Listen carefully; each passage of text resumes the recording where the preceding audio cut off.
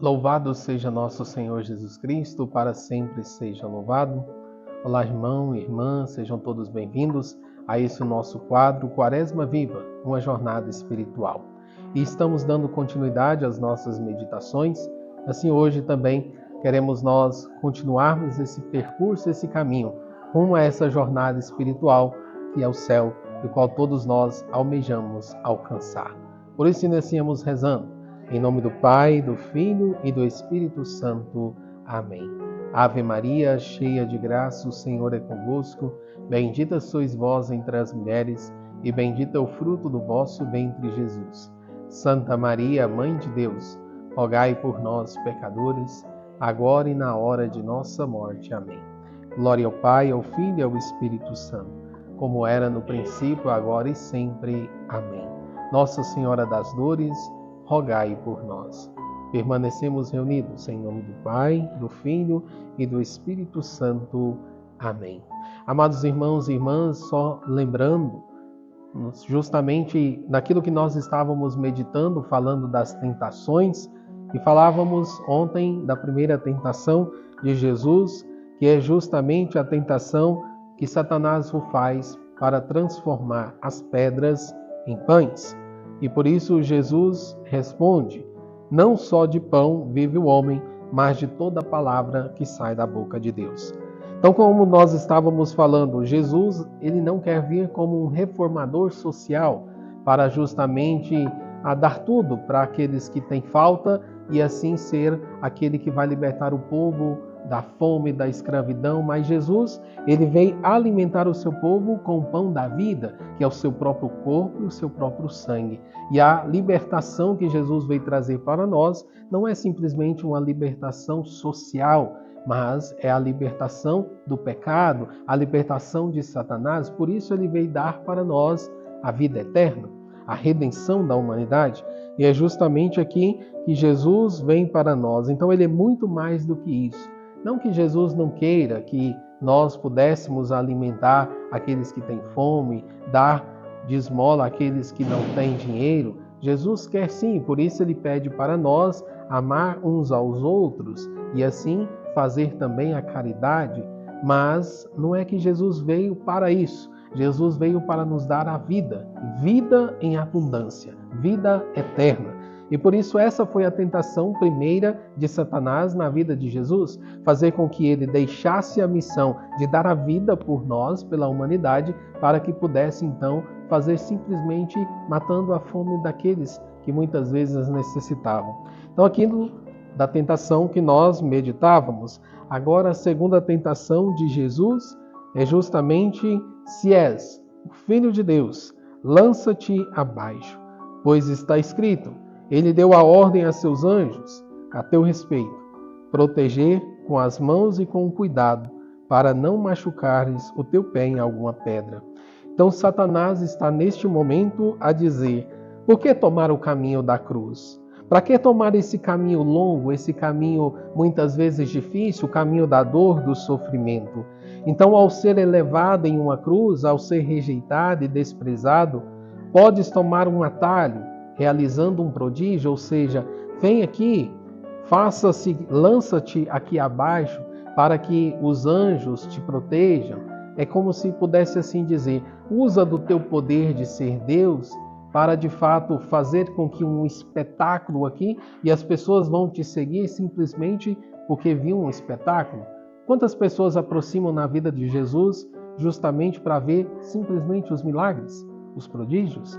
Mas não quer renunciar a si, não quer tomar em si a cruz e seguir, mas simplesmente quer fazer com que Jesus seja aquele Deus espetaculoso que faça um milagre, que faça uma coisa. Então tá bom, se Jesus fez um milagre, agora sim eu acredito. Mas essa também é uma tentação diabólica que vem tentar nosso Senhor para dizer: abandone a cruz, abandone a dor, o sofrimento. Então a segunda tentação era esquecer a cruz e substituí-la por uma demonstração fácil de poder, que faria com que todos acreditassem nele imediatamente. Ao ouvir, nosso Senhor cita as Escrituras. Satanás também a cita nesse momento. O Salvador disse, em resposta à primeira tentação, que Deus poderia dar até o pão. Não só de pão vive o homem, mas de toda palavra que sai da boca de Deus. Ele não pediria se isso significasse uma renúncia à sua missão divina. Jesus, então, não vai renunciar à missão dada por Deus Pai. Pelo contrário, Jesus vai assumi-la e assumi-la fielmente, assumindo também a nossa natureza, que é uma natureza humana. Então Jesus, sendo verdadeiro Deus, mas verdadeiro homem, vai sofrer como nós sofremos, padecer na carne de fato. Ele que não tem pecado se fez pecador por nós. Então Jesus assume de fato esta verdade. E a verdade que responderia a essa tentação era que a fé em Deus nunca deve contradizer a razão. Fé e razão não se contradizem. O risco irrazoável nunca foi a certeza da proteção divina. Quantos aqui então usa disso? Eu não acredito em Deus porque eu pedi tanto um milagre e Deus não fez. Será que isso também não é uma tentação diabólica, assim como Satanás tentou o próprio Senhor? Se és então filho de Deus, lança-te aqui abaixo. Se és o filho de Deus, desça da cruz. Foi justamente isso. Satanás então queria que Jesus fizesse ali uma provação, provar que ele é Deus. E aqui eu vos pergunto, será que Deus precisa de provar para nós que ele é Deus? De fato ele é Deus, ele já deu a vida por nós. Quer prova maior?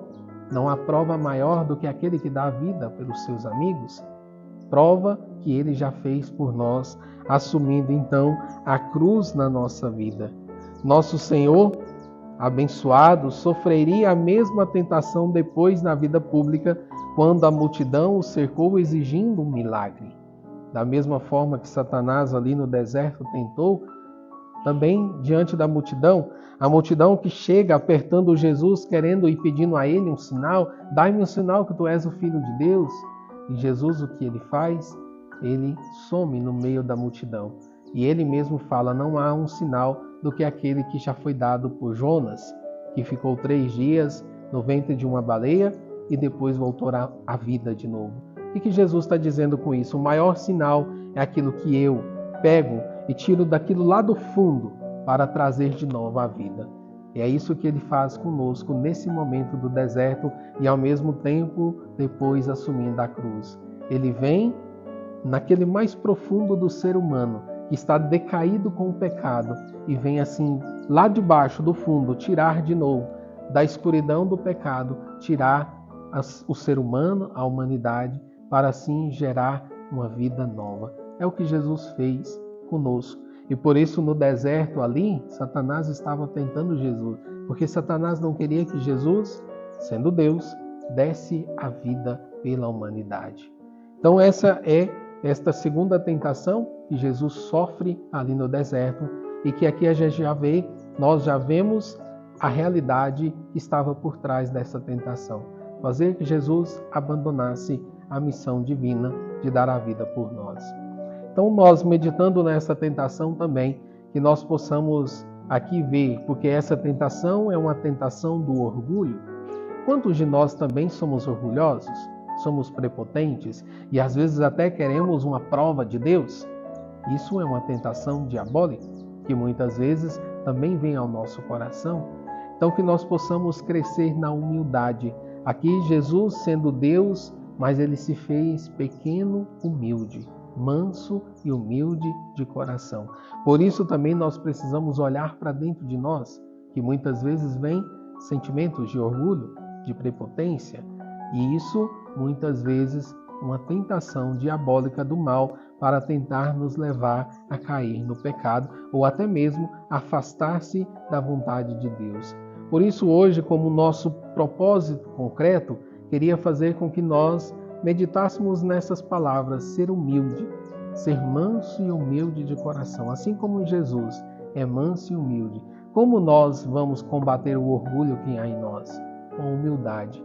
Por isso, o propósito de hoje para o nosso dia seria o propósito de rezar a ladainha da humildade, pedindo assim a graça de quebrar em nós todo e qualquer orgulho que muitas vezes até nos afasta de Deus. Por isso, no final do vídeo estaremos deixando aí para você esta ladainha da humildade para você rezar também ao longo do seu dia.